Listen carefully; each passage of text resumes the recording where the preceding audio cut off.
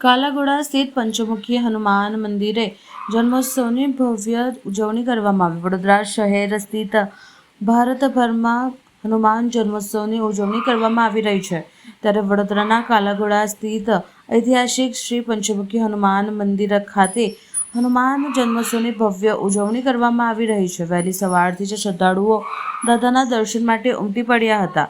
પૂજારી રિંકુ મહારાજના જણાવ્યા અનુસાર આજે સવારે મહાપૂજા અને અન્નફ્રૂટ ધરાવવામાં આવ્યા હતા। સાંજે 7 કલાકે સમૂહ હનુમાન ચાલીસા અને રાત્રે 9 કલાકે સંગીતમય સુંદરકાંડના પાઠકનું આયોજન કરવામાં આવ્યું છે। આ ઉપરાંત આગામી રવિવાર 5 એપ્રિલના રોજ બપોરે 12:30 કલાકે ભવ્ય જાહેર ભંડારો યોજાશે। ટ્રસ્ટી મંડળ અને પૌરાણિક પરિવાર દ્વારા તમામ ભક્તોને દર્શન અને પ્રસાદનો લાભ લેવા ભાવપૂર્ણ આમંત્રણ પાઠવ્યું છે।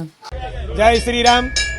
આજ રોજ ચૈત્ર સુદ પૂનમ એટલે કે શ્રી પંચમુખી હનુમાનજી દાદાનો જન્મોત્સવ વડોદરામાં આવેલું દેવસ્થાન ટ્રસ્ટ સંચાલિત કાલાઘોડા પાસે શ્રી પંચમુખી હનુમાનજીનું મંદિર તમે સાક્ષાત દાદા અહીંયા વિરાજમાન છે જોઈ રહ્યા છો। સવારથી આજે દાદાનો અહીંયા ઉત્સવ સારી રીતે ઉજવવામાં આવી રહ્યો છે।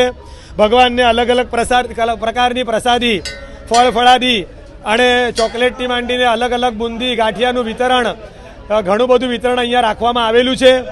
અને સવારે દાદાની મહાપૂજા થઈ, શહેનાઈ વાદન થયું। સાંજે બરોબર 7 વાગે દાદાનો હનુમાન ચાલીસાનો પાઠ થશે। તે બાદ રાત્રે 9 વાગે પ્રિતેશભાઈ પટેલનું સુંદરકાંડ રાખવામાં આવેલું છે।